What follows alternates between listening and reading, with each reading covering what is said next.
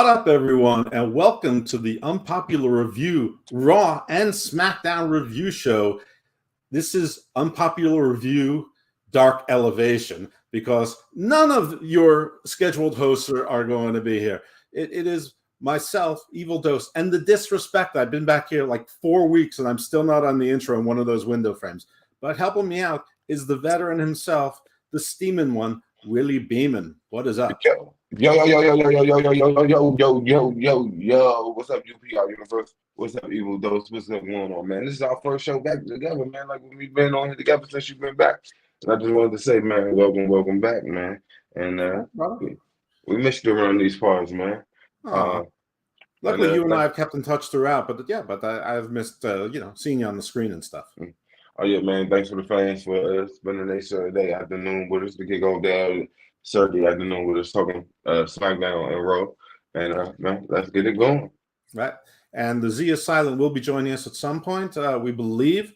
And this show went on exactly on time at 12:37, just like we predicted, just like we always do, 12:37 p.m. Because we want to have our own brand. So Raw, that was like 6 days ago. And as you see, I'm a grumpy old man. And you should walk away if you see me, but you can tune in because you're safe on the screen, as am I. So this show was mostly about the Judgment Day and really about everyone's favorite member of the Judgment Day, R-Truth. But there were some other things involved in the show. So did you see any other themes throughout the 3-hour show? Because a 3-hour show needs themes. I mean, well, I noticed that they was, I guess, trying to fill in the women's segment, since Charlotte was hurt now, and just a whole bunch of other stuff going on. So the women's division going flat. So now they got EO. Well, we seen that on SmackDown, but then Rhea with her title is the premier title. So it's like they was trying to find something to give that some credence. But like I said, Judgment Day, they the new Bloodline. Raw is about Judgment Day, and they 24-4-11, 365 champ. Wow, true. Yeah, pretty much. So Judgment Day, of course, we're opening with them not being happy about what's going on with R-Truth, and Jamie D. McDonough is still upset, and we're not really clear who's the leader, and Rhea's going to take care of business. JD needs to be tranquiloed, but the opening segment is you get the DIY music. They go to the sides of the ring. They're trying to pump everyone up, and the people, in the first 3 rows near them, pretend they care, but the rest of the arena. Raw crowd did seem a lot flat this week. It did. It's DIY. Nobody cares. Listen, nobody tunes in. Okay, listen, folks who are new to me, when I say nobody, I don't mean literally nobody. I mean very few. I mean a small minority of the wrestling audience, okay? And when I say everyone, I generally don't mean everyone. I just mean most, okay? I'm prone to hyperbole, so I'm giving you the definitions out front like a lawyer should. But I stress again, nobody watches WWE for minis, especially if they can't do anything spectacular. So if they're like Rey Mysterio, not at this point, but when he was spectacular, they're going to watch or spectacular. They'll, when Ricochet comes out rarely and does his spots, they'll watch that. But ain't nobody watching for Johnny Gargano and Tommaso Ciampa wrestling like regular wrestlers when they're minis. So they don't do anything spectacular like a mini can, and they wrestle like they're big guys, but they're little guys. It doesn't work. I mean, the closest thing that works is Pete Dunne Butch, and I argue that he doesn't work as Pete Dunne. He worked as Butch because it was such a crazy little character, like Thea Hale works on Chase Shoot. But getting ahead of ourselves. The opening segment is Tommaso Ciampa, accompanied by Johnny Gargano, against Finn Balor, who I believe was accompanied by Dominic Mysterio. No mommy there. No. It was Damien. Damien came out with him. Did Damien come out with him? Yeah, Damien came out with him. Did he have his Senor Money in the Bank case with him? Sure did. All right, well, that's good. Maybe he was going to check on. Maybe he was going to cash in on the Minis title. Is there a Minis title yet? Not no more. I mean, you might as well use. I guess you can consider the NXT North American title the mini title now. Now I want to go all the way. What I would like for them to do is like a sponsorship from McDonald's and like have a title made entirely of Happy Meal cases. Oh man. Yeah. So yeah, and that would be awesome. The Wendy's is really good about wrestling, so maybe Wendy's should do it. Maybe so it should be the Frosty Championship, and you get a like little orange pigtail wig and everything. Oh man, our truth would love it. R-Truth would rock that way. All right. Anyway, this match was fine. Went too long. Tommaso Ciampa ekes out the win to Finn's surprise because he was distracted by something or other going on, and this is just going to further DIY getting a title shot against the undisputed unified WWE SmackDown and Raw Tag Team Champions. And yes, everyone knows that they're going to split these belts at some point, but if it's DIY, I mean, first of all, everyone will forget immediately. And remember my definitions from earlier, no one will care. You don't think so? You don't think nobody give DIY get it? Like the fact that they had a great run at NXT, and like you think that time has passed? Like we should have got DIY before Johnny went home the second time. I would say with no exaggeration that 80% of the WWE main roster audience doesn't watch NXT and never did and never will, and especially the ones that only consume on YouTube and other social media platforms.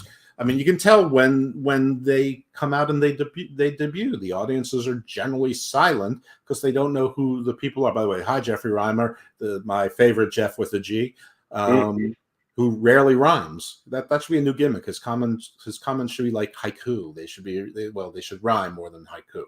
All right. So, obviously Judgment Day is rattled and this kind of shit needs to stop. They need to get their house in order. But before we get to that place, we see that Ludwig Kaiser is really, really mad at Kofi Kingston because, he injured. He went after Giovanni Vinci's head and now they're each other. Now, not to cut you off, but like even with the inclusion of last night, A-Town, my man, Austin Theory, and Austin Theory, and what's the name match? Carmelo Hayes. Yeah, like the fact, like it's been a lot more botches on TV, with people actually getting not getting their bell rung. Like, and we saying it more now. Like, what you account to that? Do you think there's like lack of preparation or lack of chemistry with the person in the ring? Because like last night, I don't think Austin should have tried to do that move. Like you can see he ain't had no bounce in his legs like he normally do when he bounced off the ring, and like he real life knocked his damn self out basically for real last night. And just like with Kofi, like Kofi didn't like the guy leaned into the kick. Like when he jumped over the top ropes, instead of him jumping off the top rope straight and letting Kofi kick up at him, he leaned down towards Kofi. So it was like I seen the snapback, and it looked like he was out on before he hit the ground too. It's an interesting question. And I mean, most of the folks in the UPR universe, for those who don't know it, have some connections, if not direct or indirect, to the professional wrestling business. So we've got ring announcers, we got interviewers, we got people who do indie wrestling, we have people who are referees, or haven't been around wrestling. So I'm not one of them. I'm just a long-term fan. So unless it's obvious, I don't know what the reason is. I think that, like most things, it's probably a combination. So there probably is some miscommunication, some lack of chemistry. But I also think that WWE, I think, is making a concerted effort to try to appear safety conscious. So I think they might be proactively safe in that case. I mean, I think the thing with Big E really rattled them. I think there's been a lot of injuries. And listen, wrestling pays attention to wrestling. They certainly have seen what's gone on in AEW, where there seems to be injuries all the time for big players and big spots, and WWE has had their own share as well. I mean, Charlotte Flair, one of their biggest stars, probably they were going to depend on her to have a big feud with Jade, to have Jade, be solidified as a in-ring star as opposed to someone who just looks like a star. So I think maybe they're being very protective, but I don't know what it is. I don't know if they should have or shouldn't have gone for the move. I'm not saying you're wrong. I don't have anything intelligent to add to that. But as far as Vinci is concerned, I imagine he's going through the concussion protocol, and they're probably making a big deal to show you that they're not going to rush him back. It's going to be at least 3 weeks now, between kicking the head and wrestling. I haven't heard anything that he's injured. I haven't even heard the confirmation of a concussion. But the story is that Imperium wasn't too happy with each other, and Gunther wasn't too happy with them. So, I like that Kaiser is, protective about Vinci now. It's sort of like a big brother little thing. Like I can beat up my little brother, but you can't, maybe. Or maybe they're not on the same page. I don't know which it is, but I like that when they do these things where factions always have to break up when, not so fast, and maybe they work through it. So anyway, this was a good match. Kofi and Ludwig are, two pros. Obviously, Kofi is, a veteran. We all know Ludwig's been a veteran, for a while. And Kaiser gets the win. Yeah, and actually a pretty big win too, a pretty convincing win.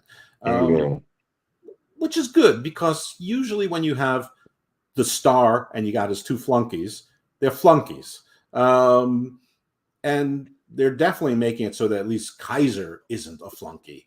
So they're positioning him as someone who basically 50-50 booking. He wins as much as he loses, even as a solo star. So whenever they do break up Imperium, right now it looks like they're positioning Kaiser to be the one who directly challenges Gunther at some point down the road. But you said, Gunther come back this week, so it's gonna be see how his response to Kaiser getting the win back over Kofi after Kofi is the one who answered the other guy. So it would be good to see that. We're seeing that Kaiser is getting more of his personality is coming out, but they're bullying or telling him you don't speak when you only speak when I tell you to speak, and kind of giving him some of that Gunther treatment that Gunther gave him. So it's cool to see where this is going on. I'm glad to see he got the win, and it was kind of a clean one too. So like to see that over Kofi, that's just showing that they see something else for him. And if you are right about him being the one of the potential challenges Gunther after get to the point of him starting to keep getting embarrassed, or he might go on like a little win streak or something. Yeah, Jeffrey confirms Kofi got dominated. I agree. And he might get a little win streak, get a little fan support, and then he end up challenging Gunther. We know he's not gonna win, but it'll still be good to see. Okay. And on a normal week, Jeffrey says all of the New Day are out right now. Well, Kofi's not out. He just took a loss. And actually, Austin Creed, that's his real name. Xavier Woods is expected in coming weeks, and Sheamus is expected to make his return very soon, probably somehow fitting into what's going on with Butch/Pete Dunne. And grown, the big, strong Tyrion Lannister boy, Tyler Bate on the main roster. But anyway, in normal weeks, this would have been the most talked about segment of the show, and I haven't said it yet. I'm talking in reverse, and that's Drew McIntyre in the ring. When he's in the ring, not in wrestling gear, he has one shirt, a black tank top, because he's not paid very well, and that's why contract talks are going poorly. He can only afford one black tank top, but he keeps it looking clean. He must wash it in cold water with Tide and all the very expensive stuff to keep it looking crisp and dark black. And he's cutting the promo. His usual promo, heel work, very good, but telling truths. And he's interrupted by CM Punk. And CM Punk comes in, there's a big ovation, and they have a bit of a, argument. And Drew says to CM Punk, CM Punk says something. Listen, if you're talking about demons and demons in your head and you're not worried about me, shave your head and join the Straight Edge Society. We'll welcome you. And Drew's like, yeah, don't worry about my demons. I'm not worried about your demons. You are the demon. So he's sort of doing almost what Adam Page was doing with CM Punk in AEW, basically saying, except Adam Page wasn't supposed to do it. It was unscripted. It was unapproved. Mm. But Drew is doing I'm protecting WWE against you. I mean, what should I have done? Should I have instead of worked my ass off and been here through the COVID era and whatever, should I have left for 10 years and come back and then you'd all like me? And so, same CM Punk, basically you're not advancing, you're not getting that title, over my dead body kind of thing. Yeah, he kind of ripped the fans for applauding CM Punk's return, saying that saying things like, "Oh, well, you already mentioned that if I leave." Oh, he said that CM Punk was back with the company before he left, and that when he was going through his dark time, he went to CM Punk and what needed some guidance, and CM Punk dismissed him, and Right, he was a young guy looking for advice, and CM Punk wouldn't give the advice. And now CM Punk, playing on the real story where CM Punk is saying, "I tried to give these guys advice, and none of them would take it." So it's sort of jujitsuing that. So you ain't holier than thou. You're not holier than me. You're just pretending. You're a poser. And then CM Punk told him, like, his story is the story Really, that he what's going on in the back of your head? What's happening in the back of your head over there? What are you working on?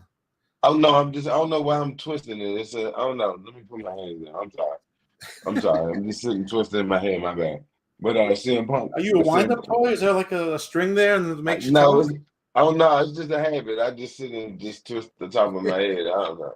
But so CM Punk like hit him with the line of saying, like your story is the story now. Like you left, you came back, reached the top of the company by winning the Rumble and winning the belt, and that's what I'm going to do with Seth's belt.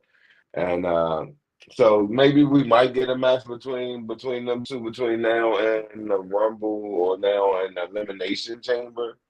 That would be good. I like the straight edge society that CM Punk used. Was a hit of nostalgia of him being back. So that would have been dope. Doing anything important? No, not really. Outside of that, it was nothing important. Jeffrey Reimer's endorsing you, saying it's okay. I used to do that when I had twists. LOL. Yeah, man. It's just I don't know. I just sitting in. I don't know. Gotta make sure your hair looks beautiful. I understand. Not being just sitting and twist like the entire top of my head.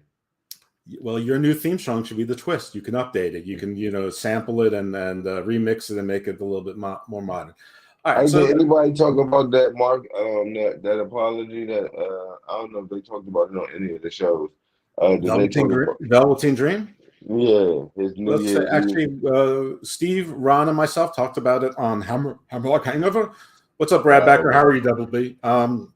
And Steve and I talked about in Hammerlock Hangover this week, which just dropped this morning. So those of you who want to hear, go check that out. Make sure y'all go check that out on all. But obviously it had an impact on you. So what are your thoughts on it?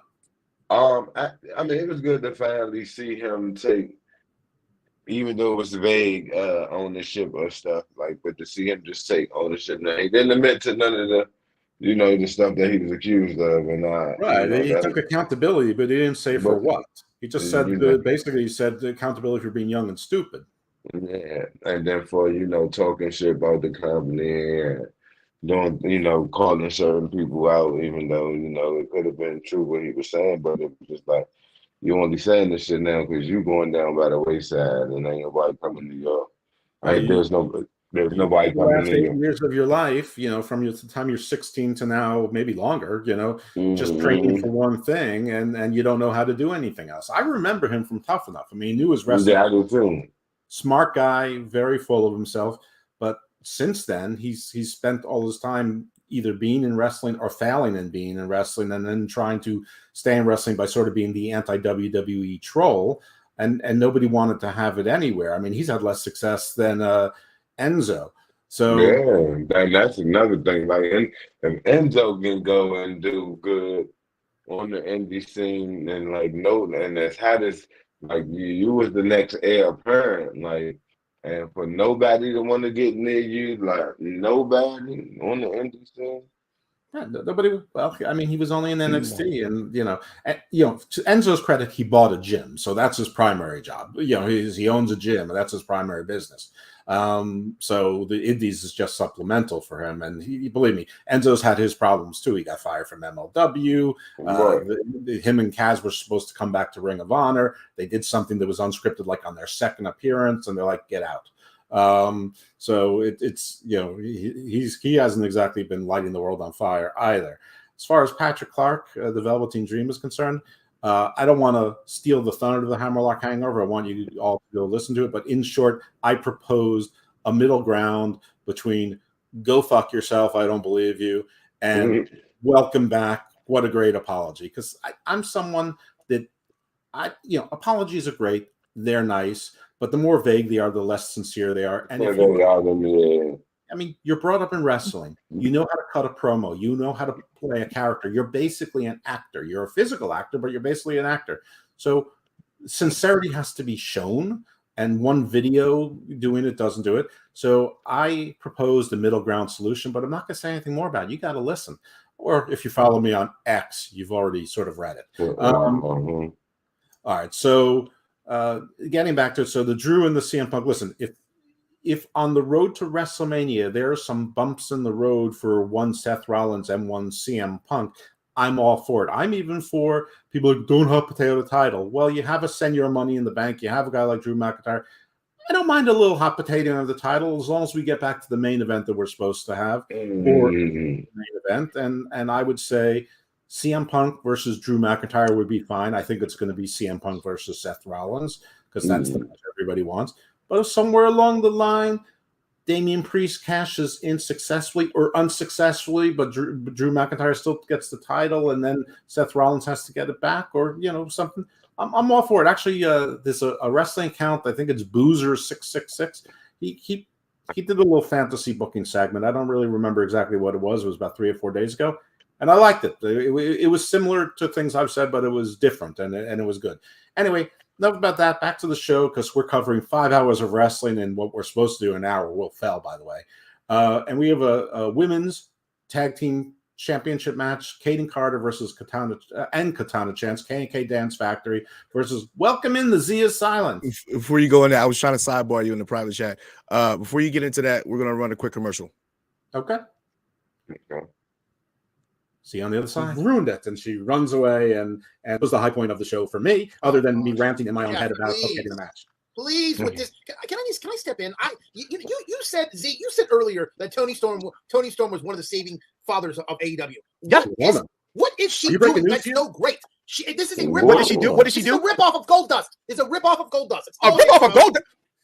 It's her whole thing's a rip off of Goldust. Right? I almost had my first walk off moment of 2024. It is already. Listen, turn chicken shit into chicken salad. She had no direction in the Social Outcasts. Clearly, she was the best wrestler in the Social Outcasts. They needed to do something because Britt Baker had been shoved down our throats like it was Pornhub. Yeah, but she's good. So they needed somebody strong. And weren't we complaining how she was getting trashed on Smackdown to Charlotte Flair, but everybody thought that she was a better wrestler than Charlotte Flair? So she breaks out. She turns this small idea into something, and all she says is, chin up, tits out, and watch for the shoe. And every week it gets a little bit better. And her ring work still gets even more better. What woman on that roster is touching her that's wrestling right now? You don't think Thunder Rosa you don't think Thunder Rosa is good? Thunder is dope. I love Thunder Rosa. She's very hold on. Let me go back here because everybody's saying they don't understand what the whole Goldust thing is I'm talking about. Goldust did this whole thing with the whole Shattered Dreams, Black and White, with the whole movie star thing. That is a Goldust His was gold. ripoff. So you're telling me that Goldust was a hallucinating Marilyn Monroe? Because that's what Tony Storm is. Well, he did think he was an Oscar. But listen, I'm going to assert old man privilege here, and I'm going to say something. All wrestling is reruns. All right, there we go. Willie, he fainted from that. I'm back. He's back. Okay. I was going to fill in for him. Nobody does it like our very own Vinny LaSpada, the D'Angelo's family's official spade. He buries all the dead bodies for them. That's why it's called the spade. All right, so K&K Dance Factory defending their championships against the former champions Chelsea Green and Piper Niven. Listen, there's not much to say about this match. It was fine. K&K Dance Factory, their first successful defense. and Chelsea and Piper, who were never exactly on the same page, or still sort of not exactly on the same page. But this was about K&K Dance Factory and showing it wasn't a fluke, they could defend the title. And at some point they showed you the women's locker room, or at least the tag team division part of it, with a bunch of sort of sad women's tag team in the back. You got the Natty and this ongoing experiment, Tegan Knox. You got 2 zeros in Candice LeRae and Indy Hartwell. You got Shayna Baszler with a good wrestler, but otherwise a zero, Zoe Stark, and I can't even remember who the fourth team was. So there you have it. None of those women outside of Kaden and Katana are an actual team. Well, I mean, Indy and Candice did have the NXT Women's Tag Team Championships for a while. Shayna and Zoe are becoming a team. I mean, Natty and Tegan are a new, but that's probably they haven't invested in too many teams. So thank goodness the Kabuki Warriors are back together, and thank goodness that the Unholy Union is back.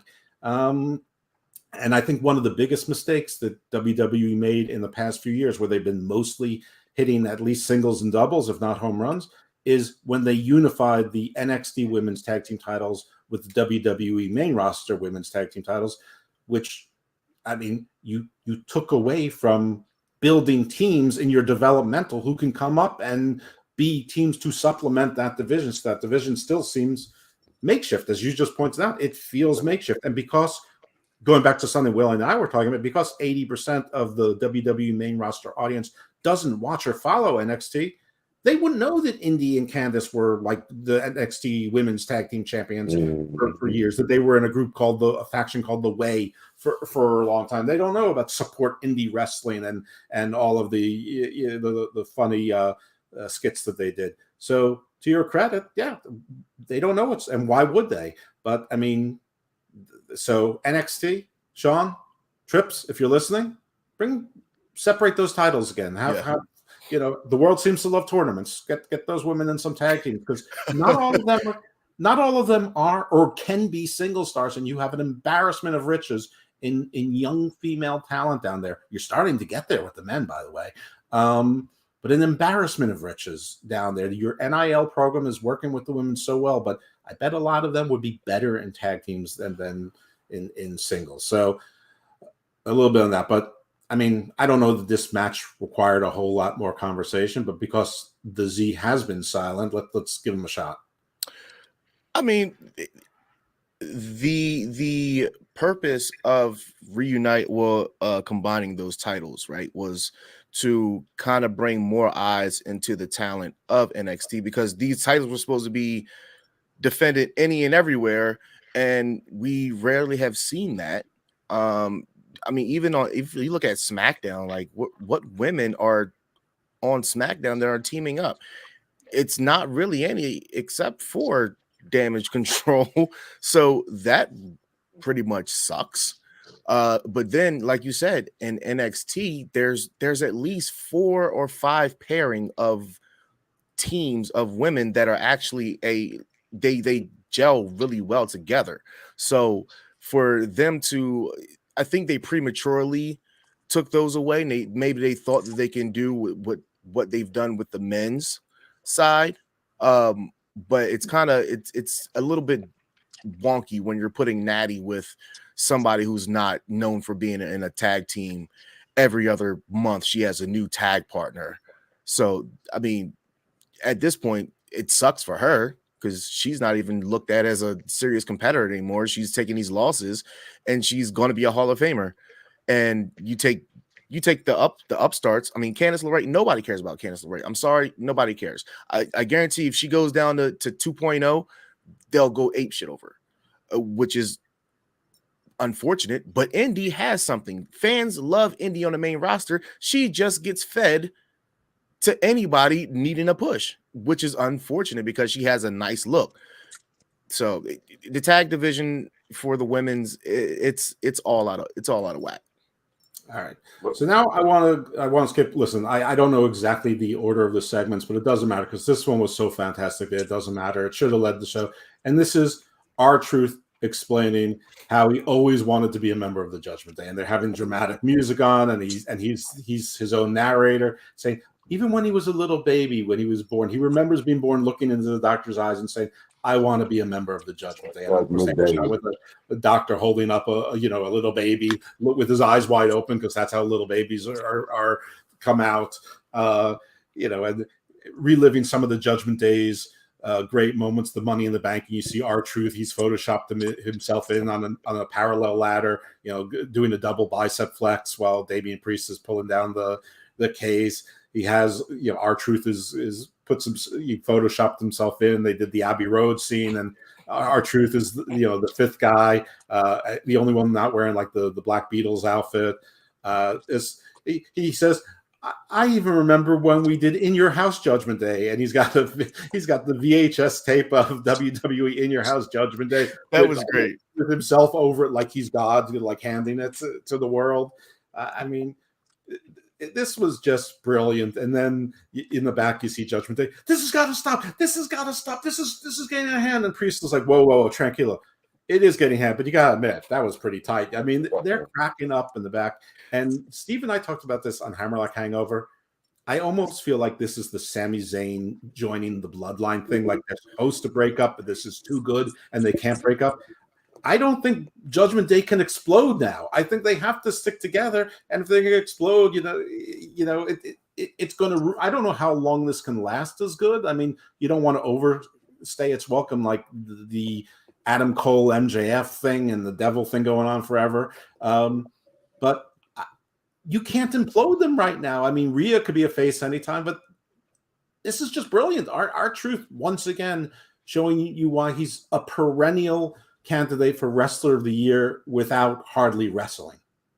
I think they got to give him like they got to give him like a couple like little matches or something like within like the Judgment Day, or like with the Judgment Day like supporting him before you break it up, because like then when they break it up with them doing something to R-Truth, or them like backstabbing R-Truth or something like that, that's when the fans really going. I mean, they already Judgment Day over as fuck, but this would be like that. By the way, I don't mean to interrupt, but our chat agrees with us, and the CM Punk has been knocked out of the top merch seller. Two Judgment Day with R-Truth are the top two selling. It's not Stone Cold Steve Austin. It's not Hulkamania in his 40th anniversary. It's not the NWO. There's two Judgment Day shirts involving R-Truth. They're the top two merch sellers now. Then you get to CM Punk. Sorry. That's just gold. That is just gold. Literally, it's turning to gold. It's you know what? This is the best thing that's happened to Judgment Day since Edge has left, which I don't think, even what Judgment Day is right now, I don't think what Edge's vision was this. I think it was probably similar, but he wanted to just take people that were unappreciated and give them more shine and give them a change of character, a fresh coat of paint, if you will. And I think that he's done that. And as far as them imploding, I think that the bricks have been slowly stacking since I think like September, when I'm the leader, and then they smooth it over a little bit. But then it's still in the back of your mind. It's still it's still a little tidbit in a segment. And then what happened? I mean, we can't blow into added like the field Money in the Bank cash in. That's what I'm predicting. I'm predicting everything's going to crumble. They're going to lose those titles. They're going to lose those tag titles. Damian probably will cash in, but somebody's going to assist him, and it's going to mess everything up. He might fail. I think he fails it. He fails it. Rhea, I don't expect her to win at Mania.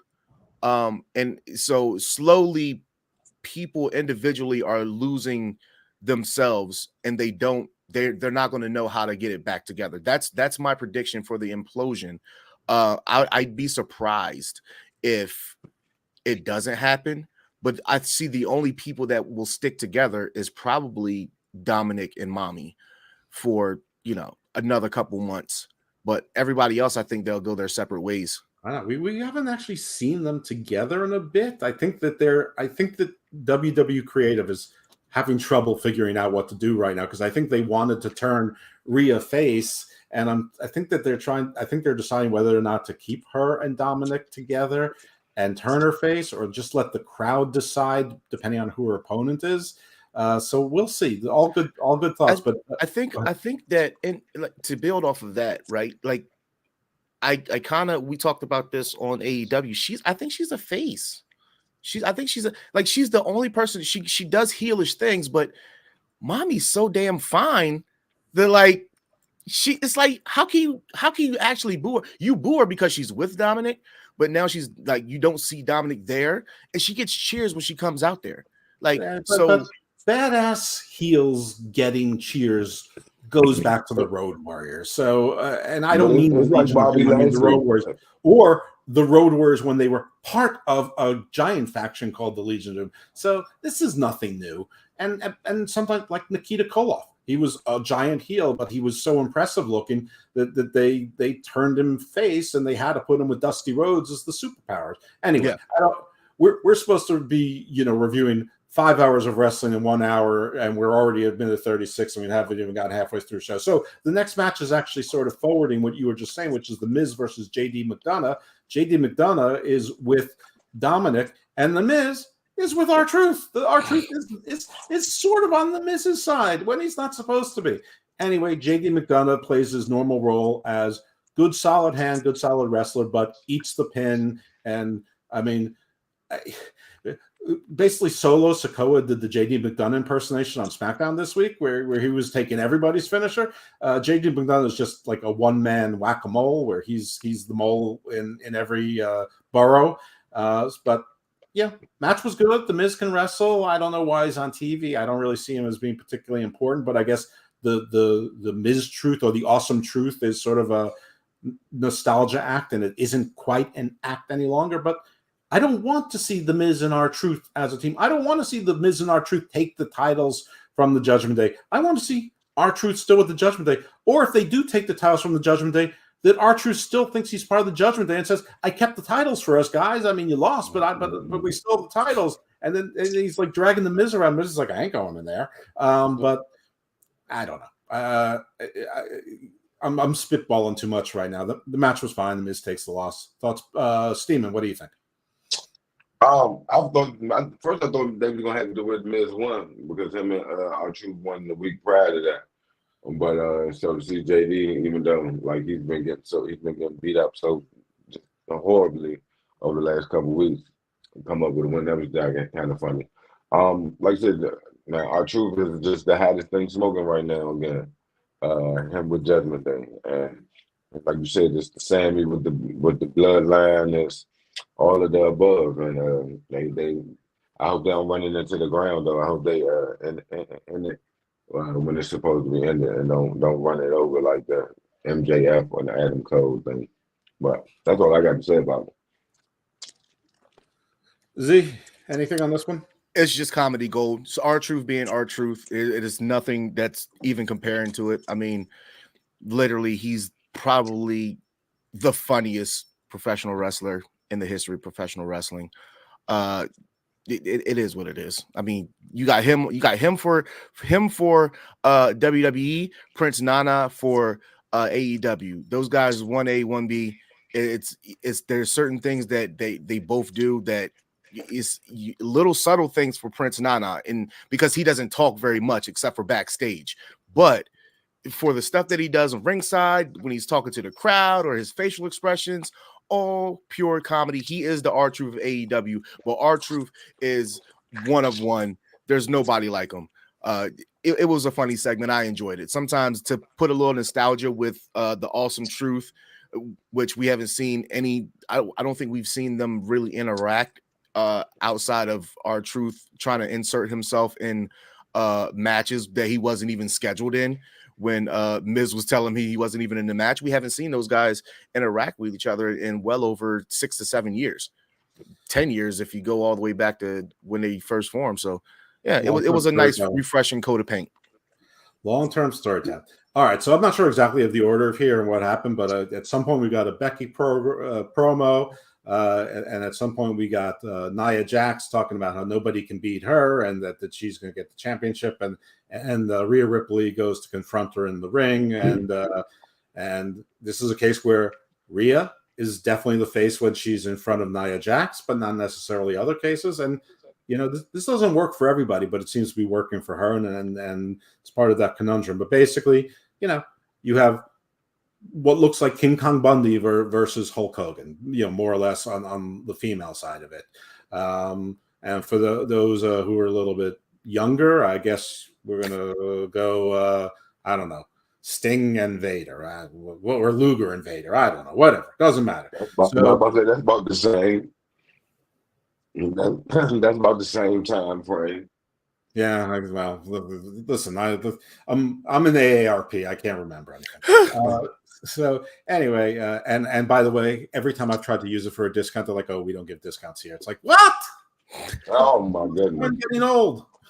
Uh-huh. All right, so all right. I think with that, and listen, we got we're not going to finish this in an hour. I don't know how we're going to do the show with but I think that this is the best we've seen of Nia since she got to the main roster initially. Since she ended her run in NXT. I follow her social media very heavily. She worked in the ring with Natty and TJ, and she lost a lot of weight, and she looks good. She looks very to what she looks close to the weight that she had when she first debuted, and they're treating her like a big deal, and she is a big deal. But the only thing that disappoints me about this feud is the fact that the third wheel is going through health issues, and the third wheel is Raquel Rodriguez, whatever her name is. She went on social media and she has some kind of skin issue, and so she's not on the road. But I think that for all intents and purposes, you could have had or set up a three-way at Mania between the three strongest women, and Raquel, Rhea, and Nia. I think that anybody would pay money to see that, because those are the girls that you have right now that are the biggest threats to each other. I don't think Becky is a threat to any one of those women. And right now it's how big men in wrestling have their time. This is the time of the big strong women. So I don't think you can deny that. No, I wouldn't deny it. I'm just not sure that Raquel is either ready or as over to be in that, but it doesn't matter. I mean, this is just opinion. I agree with you 100%. No, you're right. But the thing about Mania, and the thing, even if she was okay right now, you have plenty of time to catch her up to speed to get on everybody else's level, i.e. Ronda Rousey with Charlotte and Becky. I think Raquel needs a complete makeover to get there between now and Mania. She's probably needs a manager. But I will agree that since Nia has come back from her release, this has been the best she's been. Character work, ring work, promo, everything. She's exactly the right level of annoying, exactly the right level of cocky, exactly the right level of physical intimidation. And having her get that win over Becky on Raw last week was exactly the right move, because Becky, you always believe that she can come back and get it. I disagree with you that Becky's not a threat. Becky's always a threat. They built her that she can always be a threat, and that's fine. She doesn't always need to be a threat, but she's like Seth, her husband, except that she's cooler than he is because he's the worst. So anyway, moving on, I think at this point we probably, there's a big man match in here. Ivar and Otis, two big men, two guys that they list at 330. Ivar's probably closer to 360. Otis, I don't know, he's short, so he might be 330, but whatever it is, about 700 pounds of beef in there. And it was a surprisingly agile match, but Ivar gets the win in, a crowd pleaser and a big men slapping meat. All they were missing was Braun Strowman. Charmaine, how are you? Happy birthday to you, to your daughter, Jenna Lee. Happy birthday to your daughter, Jenna Lee. Happy birthday, Jenna Lee. Happy birthday, Jenna Lee from UPR. And she's a fan. That's great. She's like our Nicholas.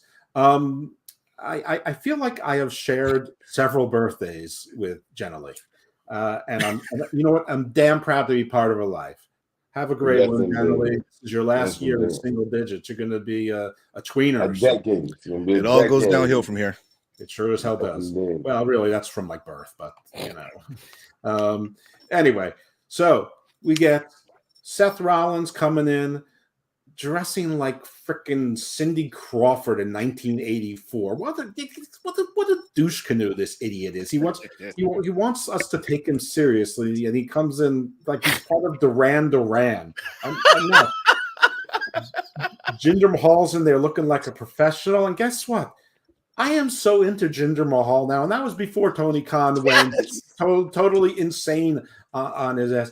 Jinder is like totally rolled into a heel, and you know what the best part is? And this is not going to happen. Okay, when people say nobody, I am part of this nobody. I am the nobody who is totally for the Sangha Maniacs. I'm pushing in the sheer like they're the frickin' Road Warriors in 1985. I'm the only one. I am their only fan. People, I'm aware of this. I'm aware. I thought Veer looked like money. I thought he looked like money. Long, flowing, flocking hair. He can bust your ass, but he can still wear a suit. Man, he had a nice promo sitting on an IKEA couch on social media. I mean, the man looked like money, and Vince McMahon was trying to push him, and then he tried too much. Yeah, well, I tell you, he was coming for too long, and then we know he was in the emergency room because he was coming for too long. Anyway, listen, I keep trying to push this too, and it ain't happening. But you bring up something like a Kiana James as her manager, or I am not jealous of Seth. Ugh, forget it. That's the bomb pineapple. Don't worry about him. But I don't give up on this woman either. B-Fab, she just got rejected by Bobby's crew. They're their faces now. B-Fab, move her on to Raw. Let her be the manager for Indus and let Jinder hinder others. He's not a manager; he's an in-ring talent. So let put B-Fab there. Let her do the talking and give her a job, and let Indus come out and do it. But enough on something that's not even on this show. Jinder and Seth. Jinder is running Seth down and somehow heals his way into a world title shot in a week when we haven't seen Jinder do anything on TV except manage a team unsuccessfully on NXT and the main roster and get his ass beat by a 51-year-old superhero, but still.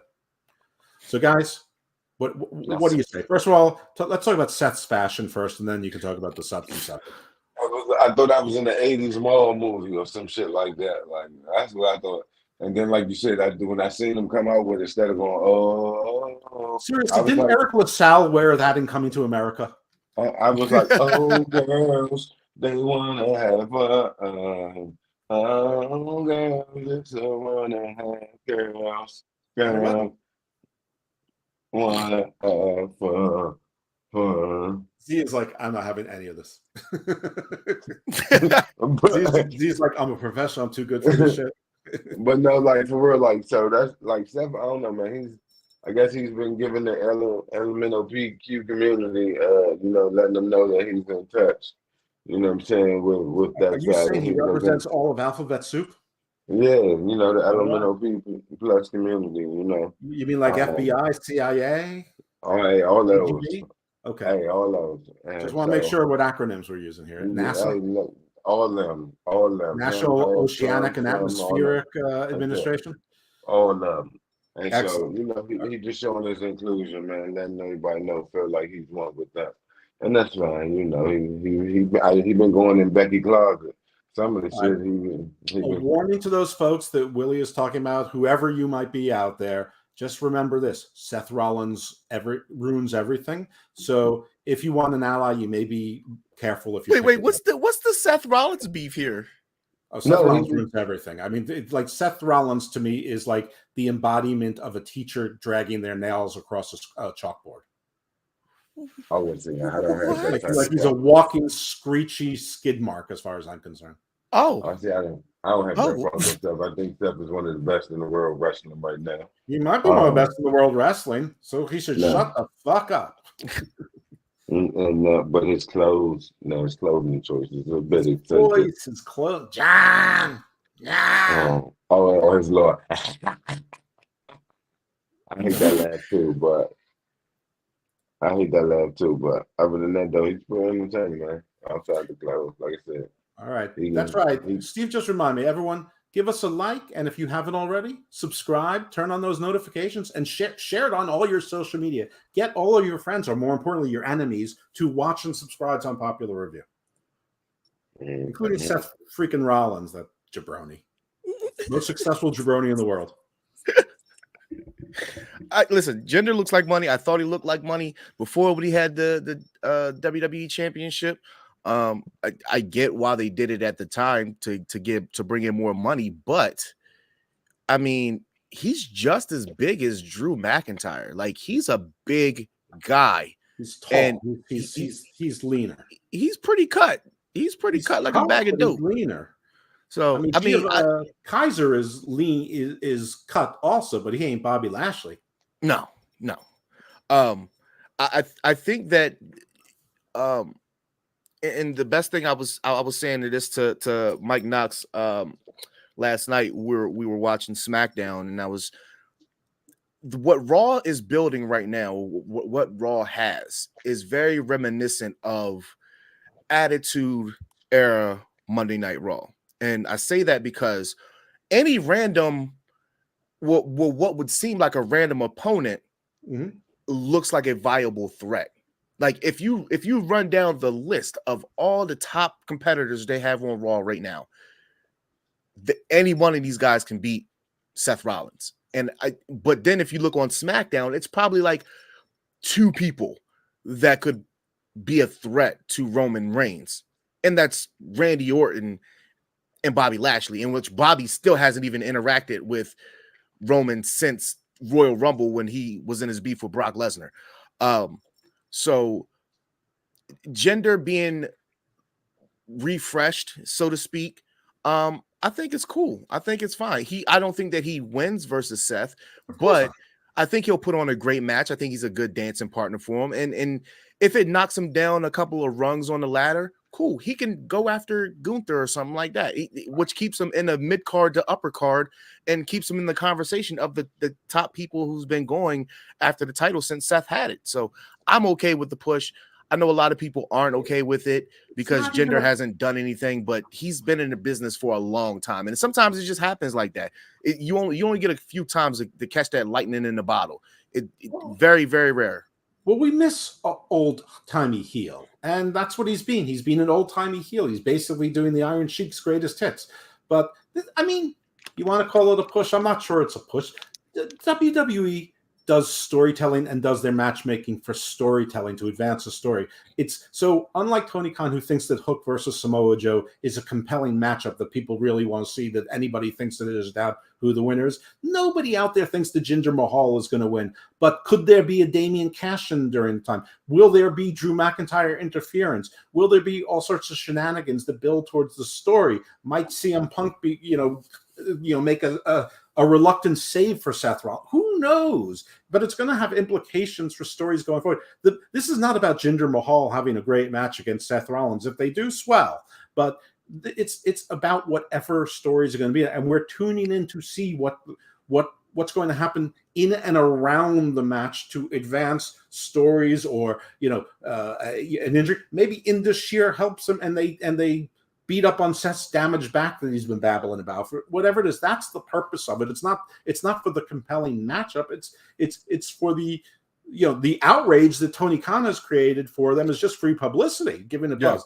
Anyway, enough about that. We can disagree about that or agree all we want. Yes, now we get to the main event, which is Cody Rhodes against Nakamura for the final 35 minutes of the match, of the show, rather. Of course, there's the cool recap. You've got the sort of like the anime manga style surrounding Nakamura, and between their intros and whatever, we now get down to there's like 23 minutes left in the show, and this is supposed to be a hardcore match. Steve loved this match. Steve Pena from Unpopular Review and Hammerlock Hangover, one of my two co-hosts with UPR's own Bad Guy Jack as well. I didn't think this was much of a hardcore match. I thought it was sort of lame for a hardcore match. He thought it was spectacular, but the match itself was fine. And did Nakamura win? Of course he didn't win. But he can't win. Cody can't lose right now on the road to WrestleMania. But the hardcore was supposed to make you think that maybe he could. So that's cool. And, since I didn't think the match was anything special and Beeman is gone, I'm going to turn it over to the Z for the Z segment on Z Raw show. Listen, honestly, I love Cody Rhodes. I love Nakamura. For that match, the match was okay for so much hype and video packages and promos. It fell a little flat.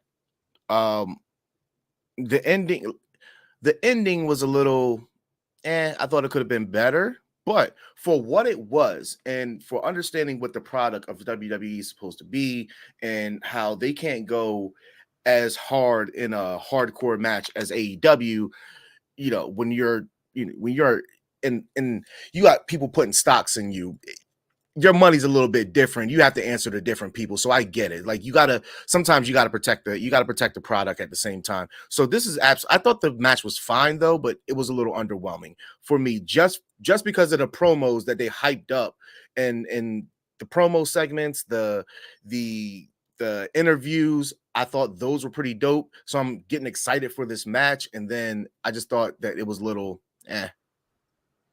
All right, well, that takes us to the end of Raw, and we actually agree on that it was a little but Cody gets the win.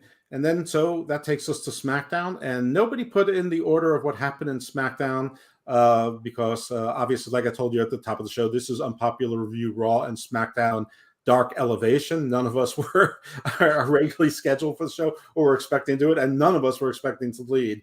So, yay. Professionals. So next week I will be. I am on next week, but I wasn't supposed to be today. But surprisingly, my son is actually asleep on time, so I was able to jump in.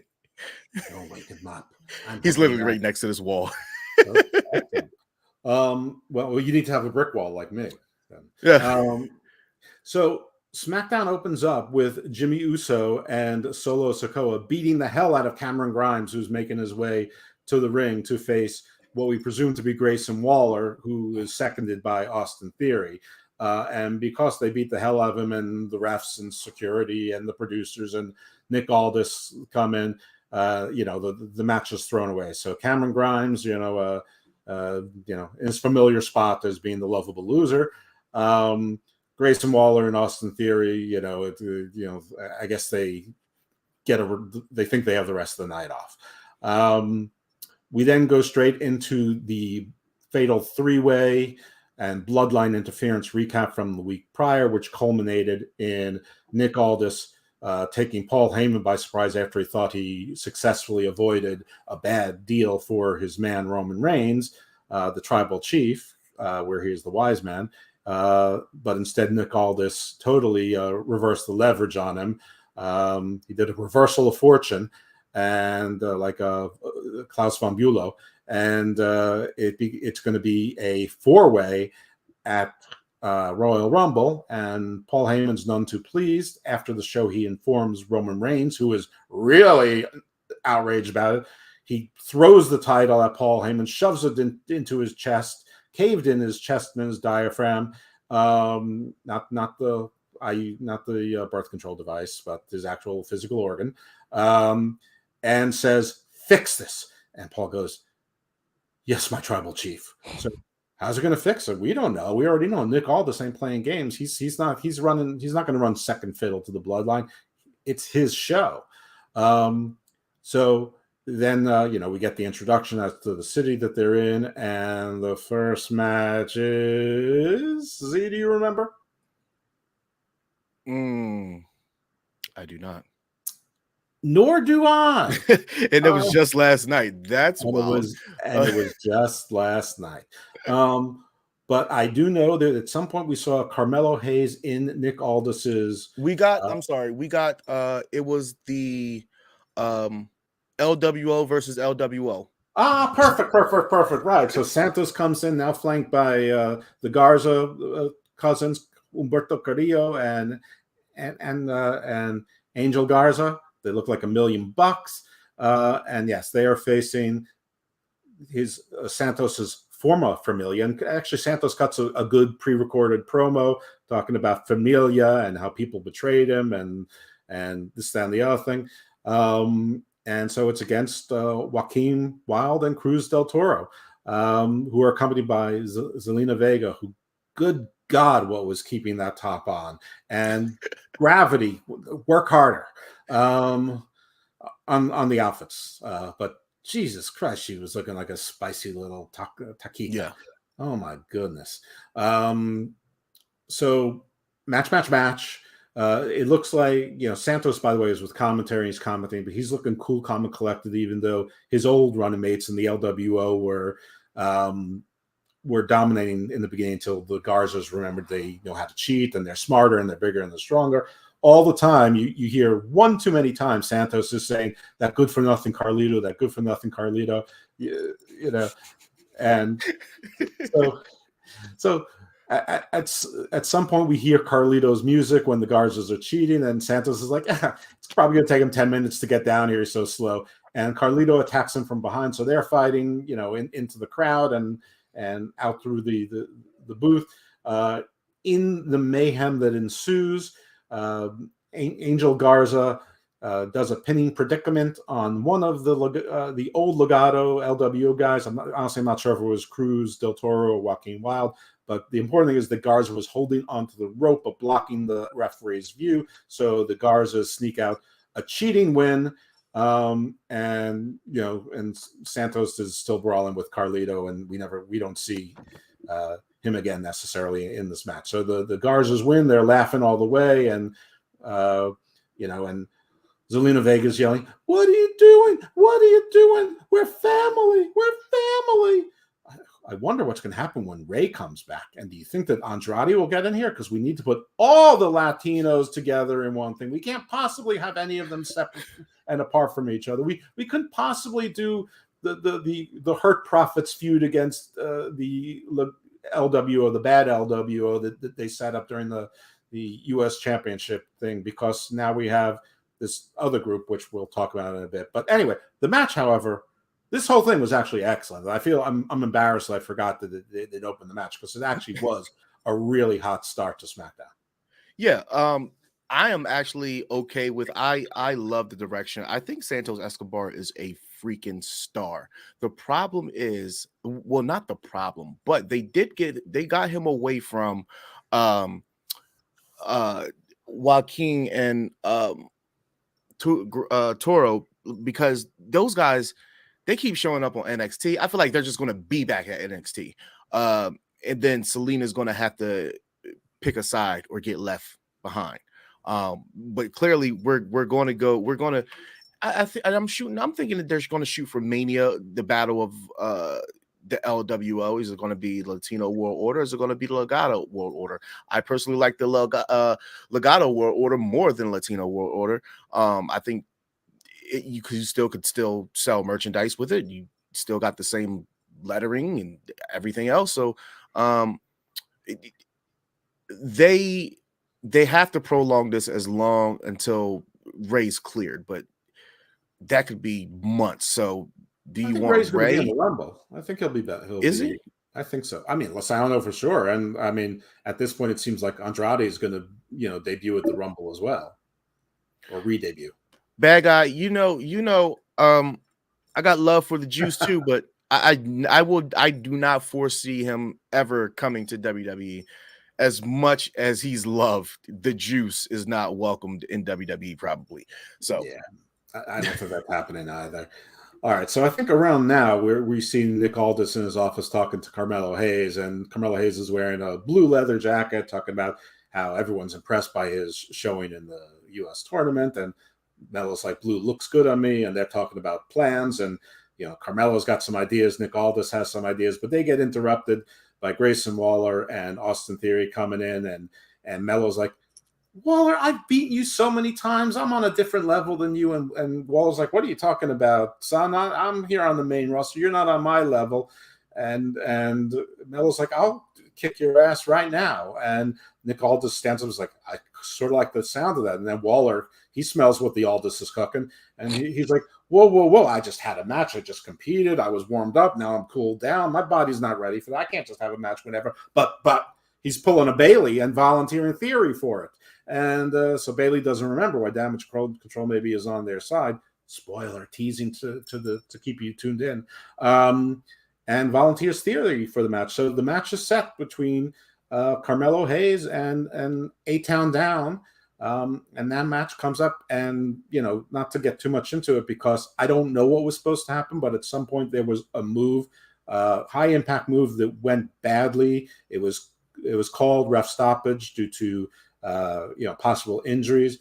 As it turns out, they both just have facial contusions, bruising. So they just both came down on one came down on their head pretty badly, and the other one came down on the knee of the other one. I think from people who know better than me on this, and from the slow motion, it looks like Austin Theory is the one that was probably at fault for that. But when it's two tangoing, who knows what happened? He didn't get a lot of bounce. He didn't get a lot of bounce off that top rope. Either he jumped too close to the turnbuckle, or his leg placement on the top rope really wasn't enough to get anything. So Right, I think, or it could have been a combination of both. Yeah, I mean, and you never know. Maybe they didn't jump or put pressure on the same time. I don't know, but whatever it is, both guys are okay. WWE stopped the match, which it's unfortunate for them. They've done it twice in the last month on the main roster, but safety first. I don't think anyone's really criticizing them for doing that. So anyway, both guys are okay, which is the important thing. And contusions. I guess there can be a range of them, but I hope that they'll both be ready. I mean, Melo has a big tag team match with Trick Williams this Tuesday, so hopefully he'll be ready for that. And maybe they were told to be extra cautious because of that, because that's sort of a big deal. Yeah. So all right, so we go to that, and then from there, I believe the next match was, I think actually next was Bobby Lashley and what the rumor is saying is going to be called the Pride. And Bobby Lashley's bio says leader of the Pride. So everyone on the internet is excited about this name. Let me be the first to say, I think the name sucks. They had the Hurt Profits right there. They had the Street Business right there. They had the Almighty Profits right there. They had, what's wrong with the Hurt Business? Bring MVP back in. They got the Hurt Business. What's wrong with that? I mean, the Pride, there's a Pride of Lions. There's Pride parades. I mean, the Pride. What the hell is the Pride?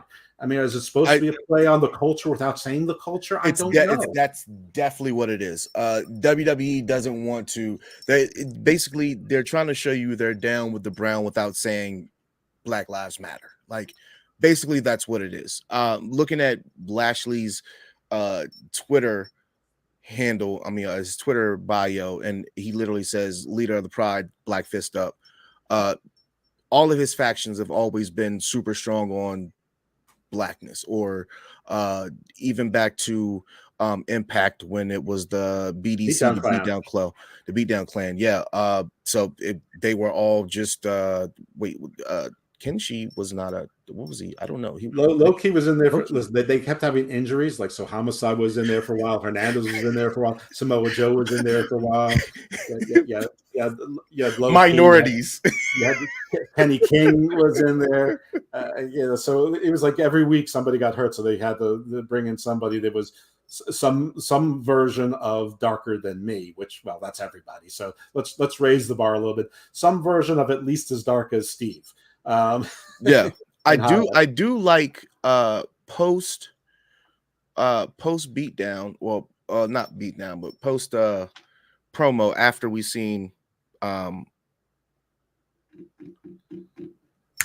Kross's promo, how Lashley runs into Paul Heyman, and this is again probably only the second time that Lashley has even mentioned Roman or had any interaction with any person of the bloodline, and says, the only time I want to be in the ring with the bloodline is standing across from Roman Reigns. I thought that was fire because they never really even acknowledge each other this whole reign of the tribal chief. So actually, I thought that was pretty dope.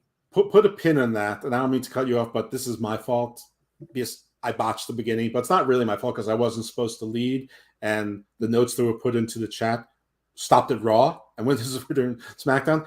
But the big deal in this story is that in the beginning of the show, Nick Aldis said the Bloodline has ruined too many main events, and you're not going to ruin this main event because you're in it. You're going to face LA Knight, AJ Styles, Randy Orton against Jimmy Uso, Solo Sikoa, and Roman Reigns.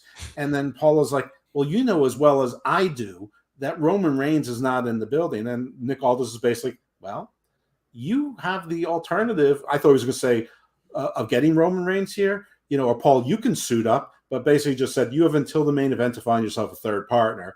And so a storyline throughout the night. Hey, what's up, Cleric?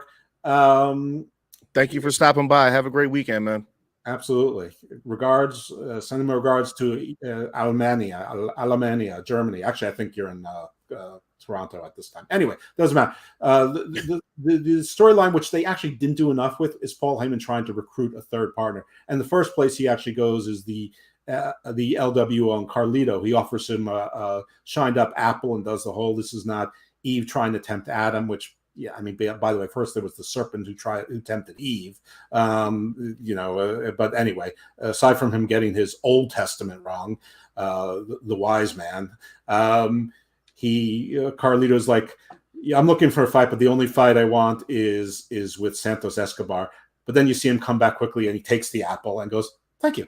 So that was funny. Paul tries to say, you with the Bloodline, that'd be cool. No, see, he's not talking to Cruz or Wild. He's like, you two jabronis, they're better off with this apple than you two. So what you were alluding to is after this segment, but I want to point out that the Pride, they normally come out dressed up in suits. But they were expecting to get beat up from behind, but they're not in their wrestling gear. So they're in dress slacks and their dress shirts with various levels of unbuttonness. I thought that was powerful. I thought that was a powerful statement. It was an interesting visual. I don't know what it was supposed to say. It's like, we're ready to fight, but if you're too cowardly to show up, we'll just put our ties back on and go into the to the table service section again. I don't know, but they were smart because I don't know how many people paid attention to this, but because they were expecting from all directions, they weren't all looking forward at the same time. Like they were guarding all points of entry. Yep. They weren't dummies, which I like. What did you think of the promo from Karrion Kross? Well, we're going to get there now. So then on this, it goes black, and of course that's when they think they're going to be jumped. But instead, we get a promo on the screen, and it's Kross, and everything is like sort of metallically distorted, almost like some like European death metal video kind of thing, like liquid metal. I have to be honest with you, I don't love this faction. I actually think AOP would make sense behind Bobby Lashley, and Street Profits make sense as a team by themselves. I know what they were going for, but it failed because people didn't want to boo any of them. And you have Bianca, right there as one of the biggest faces in the company, and everybody knows that her and Montez are married, so it just wasn't working. Anyway, but it is what it is. So Kross is talking, time is up. He's mostly talking about the Authors of Pain, how two of the most dangerous men in the world, Akam and Razar.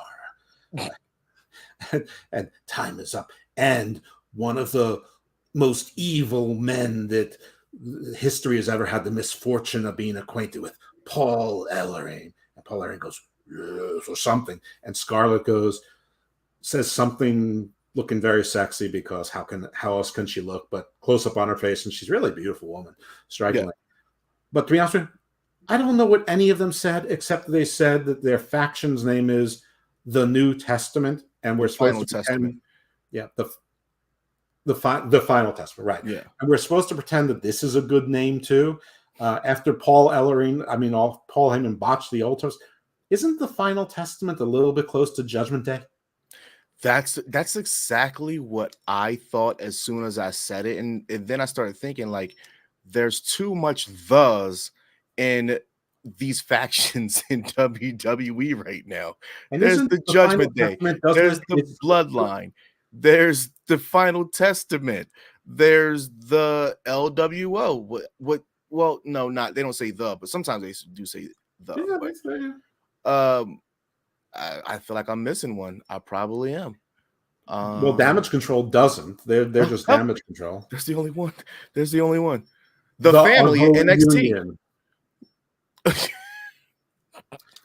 I mean, Yeah. you got unholy union. I don't know. I just think like the final testament is Judgment Day, isn't Yes. it? Or it leads up to it's like if they're not going to unite at some point, what is the point of it? I mean, what was wrong of the authors of Doom or Carrying Pain, or I don't know, anything?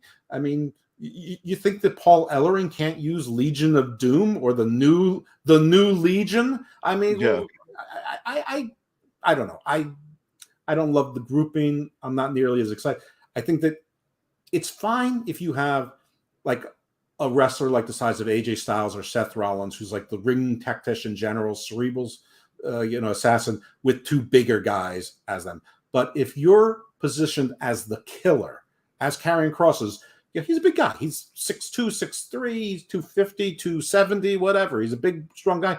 He looks small next to these guys. They're both at least his height, if not taller, and they're both bigger than he is. Yeah. So it actually minimizes him, and they have two managers and two spokespeople, but Cross allegedly can speak. I've heard him speak well, and Scarlett supplements. So what is 75-year-old Paul Ellering adding to this mix, other than AOP said we don't come back without Paul Ellering because he needs to be paid? I don't understand. So I don't love this. I don't, I mean, yeah, it's big guys are going to fight and whatever, but the Cross group was going to lose, which is fine. But forget about me. What did you think of it? Because the Twitterverse, the Xverse is really all positive, is what I've seen. Yeah, it's another layer of no, I'll say this. Karrion Kross, for somebody who has the worst win streak since coming back, has like the best video packages, best promos, one of the best entrances, but he has the worst record. I don't understand. You can't do this. You can't feed AOP Bobby Lashley. You just can't do it. They're not going to be over. They're not going to be over. So in their first outing as a group, you're going to go against Bobby Lashley and the Street Profits, who are super over right now. Even when they were doing heelish things, they were still super over. So it's a bad beat for them. They should have been better off. If I get it, if LWO didn't have their internal issues, they could have easily just beat them down and had them get their feet wet, getting back into WWE and doing that for AOP, of course. But to go after them, I get it. It's a serious statement. I think the promo was great. I just don't like the pairing right now. I'm going to give it time. I'm not going to completely squat over it, but I'm just going to give it time. It's one of those wait and see things, and I need to see more. I need to see if there actually is chemistry with all 5 of these people. Yeah, me too. And part of the problem for me is that as much as I like and support Cross and have been a fan and have been dumbfounded as to why he hasn't had more success in WWE, because he seems like he was built for it with Scarlett in the entrance. And as much as I've wanted the AOP to come back, and I never really thought they should have been released, everybody here knows that I'm a Bobby mark. I love Lashley. I want Lashley. Like I said, he should have never lost the title. He should keep it until his Social Security is fully vested, and then he surrenders it voluntarily. I'm that stupid. So you and I are going to mark out of the same thing that happens later. So part of it is that I don't want, Bobby and his group to look bad. I want them to be in a more important position. But yeah, let's wait and see. I'm not sure if you have access to it, but I do think this is a little inside baseball. I think that Chris did send another commercial. So if you have access to it. All right. Yeah, let's do it. Let's go ahead and we'll run some back-to-backers right now. Here we go. NXT. Tiffany Stratton and Fallon Henley, right? Last week, Tiffany lost. And because she lost, she had to be Henley's maid, pretty much, right? So she shows up. Maid. She had to be one of the farm hands for the day. This. Poor Tiffany. I'm not even like the biggest Poor Tiffany nothing. I don't want to hear no poor Tiffany. Poor Tiffany nothing. She has been nothing but an egotistical, money-hungry, bully, bitch, evil woman who needed to get knocked down a peg or 500. And being put into a farm to work was exactly what she needed. And even though she didn't like it and was complaining and didn't want to wear the clothes that Fallon was giving her just so she wouldn't get her normal clothes dirty, I don't care who you are. I don't care how much money you like to have. Flaunt around like you have, you do not get to belittle people and not get anything handed to you like that. Belittling people are fun. Just the other day, I had some guy. I told him, I said, "I'll get up your hair now. What's ever left of it?" Yeah, well, here's the thing. Tiffany Stratton acts like a bitch, and so she should get taught a lesson. Oh. But then we get to this main event for the triple threat match, and my tribal chief said, "You came up with this? Okay, let me show up and tell you that you need to come to me and run that by me first." And listen, I am loving what they are doing on SmackDown. I am loving completely we finally with Nick Aldis, we finally get a GM that's not a punk ass. Okay, and I like how they went off. I cannot wait to see more of this interaction between them two. And he says, "Hey, it's going to be a fatal four-way match." You know what? This is where wrestling fans really start to lose their shit at that point, because they're like, "Oh, it was pegged, right?" Remember the Dirt Sheets had you, Vaughn, saying Roman versus Orton at Rumble, losing to Orton at Rumble, right? Or no, beating Orton at Rumble, right? Then taking on The Rock at Elimination Chamber in a 9-title match to then Cody at WrestleMania. Damn, I just love how these Dirt Sheets, hashtag Death to Dirt Sheets, what the fuck, who the fuck, how the fuck, and how the hell do you know this shit is true? Gotta love it. Make sure you check out all the shows on UPR Network. That was Mike Knox Show every Monday at 6 p.m. And before that was NXT with Bad Guy Jack and Wrestling Doll right after NXT every Tuesday. And there are a lot more shows, so make sure that you guys check us out whenever we go live.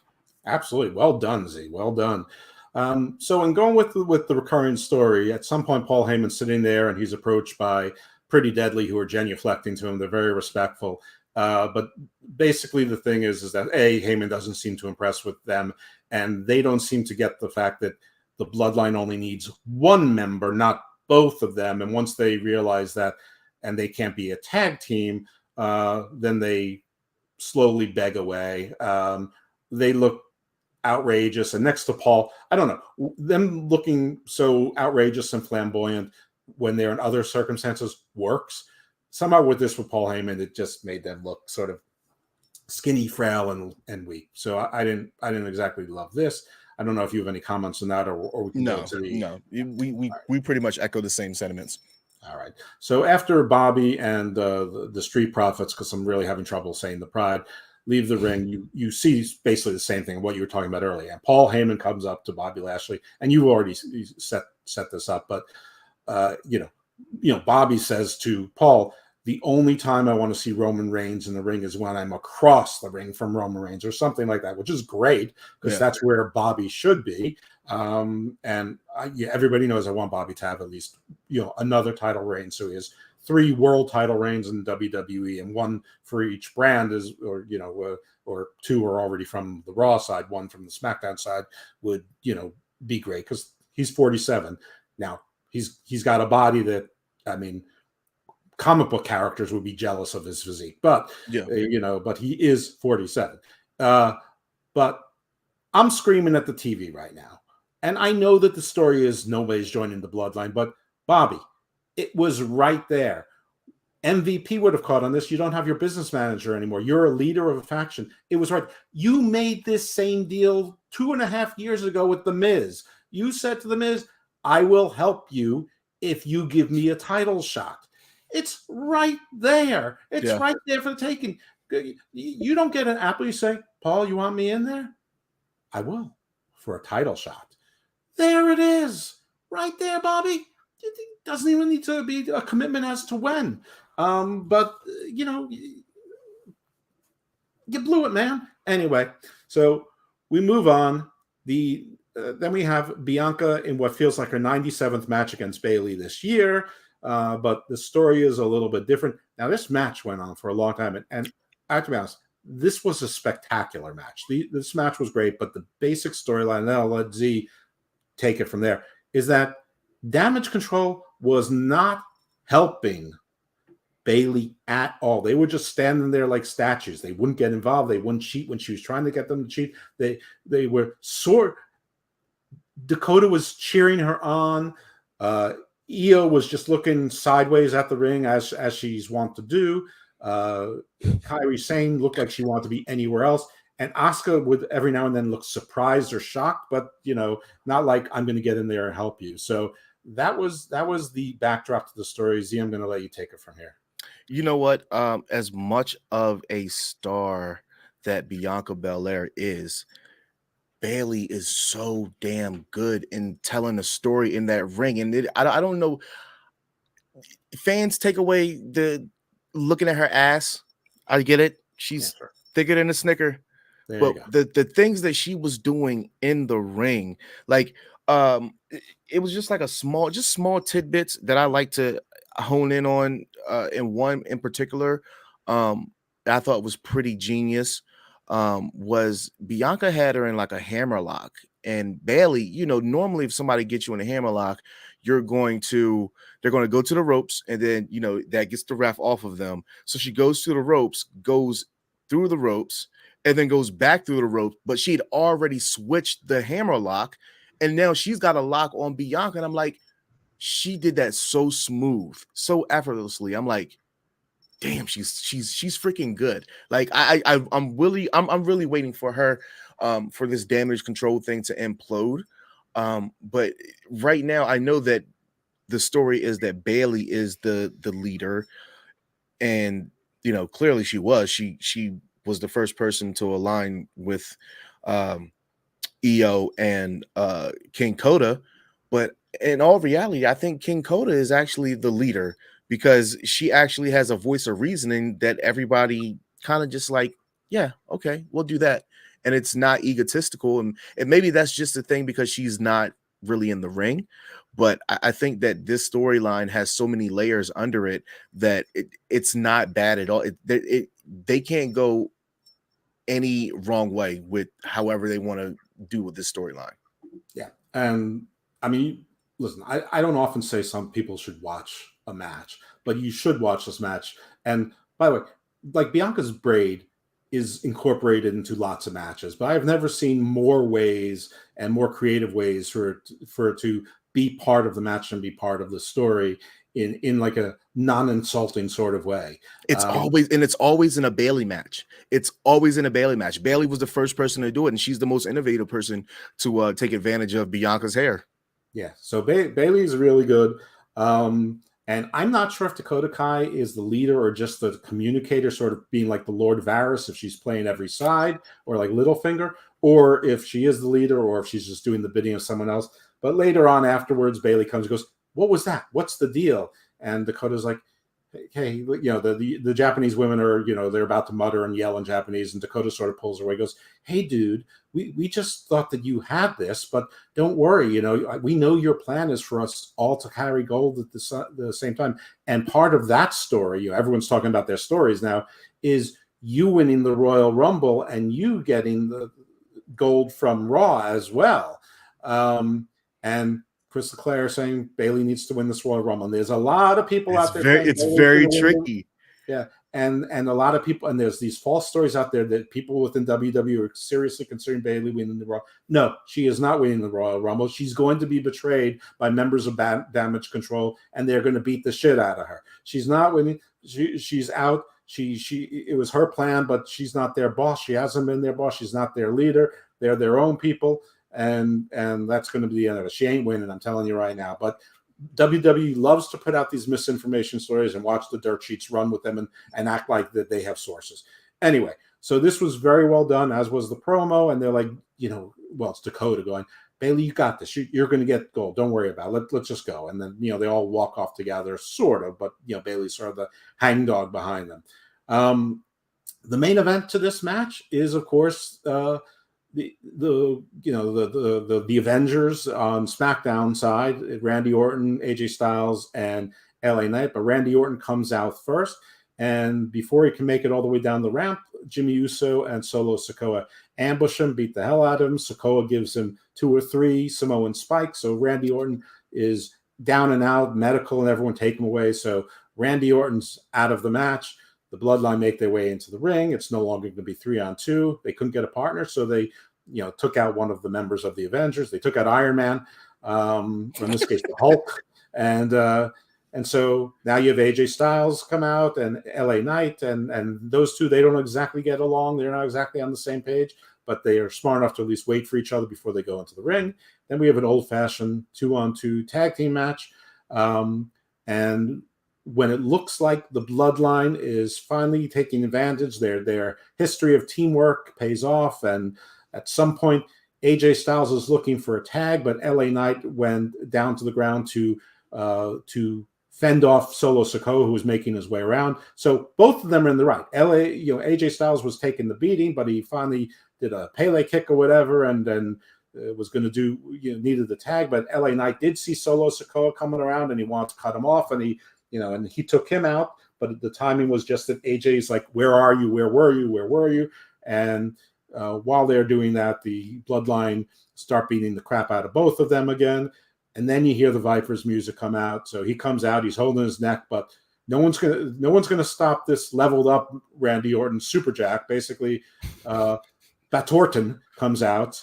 And that was my attempt at doing Batista and Randy Orton as one word, but it Brian foul.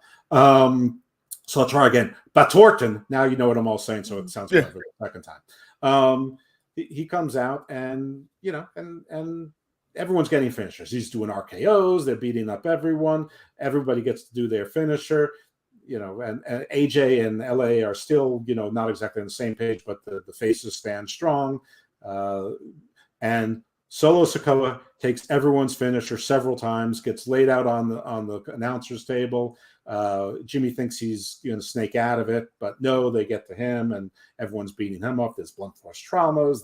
There's phenomenal forearms. You name it, it's all happening, and faces stand strong. And Paul Heyman, call Roman Reigns, and that's when the trademark copyright assertions go on, and SmackDown, as it usually does, goes off 2.5 minutes before 11. That always sucks when it goes off like a minute or two, and you're like, wait. Why am I seeing my news right now? You know what? The backstage stuff with Jimmy is hilarious. Like his mannerisms are just hilarious, of the small things that he does, his facial expressions, and he's like, I'm worried, OG. And then Solo goes, I'm not worried. And then he goes, yeah, I ain't worried. So I love the stuff that he does, this facial expressions when he gets a move put on him, like the small stuff that he does when he's waiting for a hot tag and stuff like that. Like he is really coming into his own at this point, but I still don't see him with a moniker, but it's working for him right now. It's still working for him right now. The Knight, Orton, and Styles dynamic right now is pretty dope to me, which sucks because I don't think that, let's call it, neither one of them are going to win at Rumble, right? But then it leaves these guys who all of them are strong, but you can't have Roman. LA Knight's going to take the pin. I think AJ Styles is going to take the pin. Styles just came back. He's looking strong. Randy just came back. He's looking strong. These are two people that Roman hasn't faced yet during his tribal chief reign. So you still need to keep competitors strong and fresh for him. LA Knight had his time. It's okay. It's okay. I hear you, but let me run this by you. The only one of them that has a story that doesn't directly involve Roman Reigns, where there's trouble in paradise, is AJ Styles with his former guys, the OC. And I think that this is where they turn, and maybe they were always secretly on the payroll. And since the Bloodline's a little weak, maybe they have a little AOP action, and not AOP, APA action. and maybe they hired away the gamblers, the sort of they've got nothing going on. They didn't contact AJ Styles at all. They never wanted him to get involved in Bloodline business, and either directly at the direction of the Bloodline, a secret insurance policy, the wise man always has it covered, or they're just sick of AJ Styles, and now listen, they leached off Omega for a year, so why not leech off another undisputed champion for a while? The Good Brothers cost AJ Styles, and that's what gets him out of the way. Maybe they beat the hell out of him on the outside, and LA Knight does still take the pin. I mean, it could be both, but I that's a little complicated for WWE. So I think the OC cost AJ, and he eats the pin, and then his story is, getting revenge on them and what's going on with there. So LA Knight has no other story. Orton has no other story, but he doesn't need one. So that's when there's another story out there, I figure there's a reason for it, and so it plays in a big spot. By the way, I just asked Chris if there's anything else we have to do. So if you see me distracted, I'm waiting to see if there's an answer. No, I don't think so. I think we've ran well over time. Trying to cram 5 hours into a review show is a little bit harder. Yeah, the good news is I just want to let the audience know that we are planning to do our separate Raw show and SmackDown show coming soon, so that we don't feel rushed and we can keep both shows have their own devoted teams. Certainly with backups, but that division will occur, and so that if you want to talk about Raw, the show is going to be more closely aligned to when Raw is on, and not just SmackDown. So that's just a programming note. Yeah. So next week we'll be back. Will you be back? I'll be back. We'll see. So, well, one thing is for sure, I'll be back. Two things for certain, somebody will be here with me. And we will have your Raw and SmackDown review hosted by yours truly. Is there anything else that you like to say before we get up off here? Yeah, I mean, first of all, thanks to the chat for the people who were chiming in. Nobody knew the show was going to happen, and if they did, they thought it was going to be probably around noon, not 12:37. So if you were going to tune in, if you gave up, we understand. So those who didn't or who picked up on it, great. But that's a reminder to everyone that sometimes we're a little bit unpredictable. Sometimes things happen, and today's one of those days. So if you subscribe and turn on those notifications, you'll always know when we're on the air. And like I said earlier, please like, follow, and subscribe, and refer to friends. As far as me, you can see my Twitter handle below me. It's below me at Icarus Fell MD.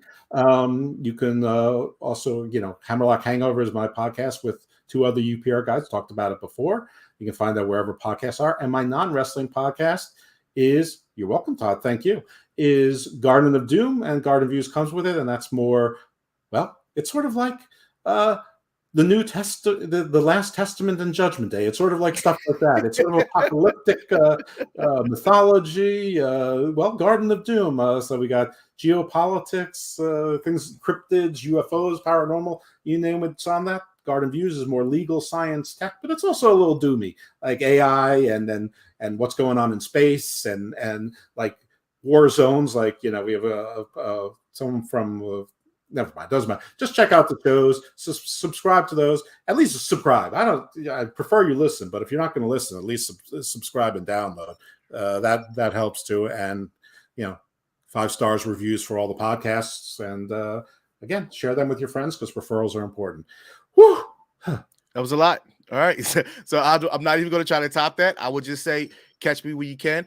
Zia Silent on all social media platforms, and then I will be having my separate podcast starting back up. Silence is Golden, so that'll be in the works really soon. Other than that, I'm Zia Silent. That's Evil Dos. It's time we get up out of here. Peace, y'all. Stay with my friends.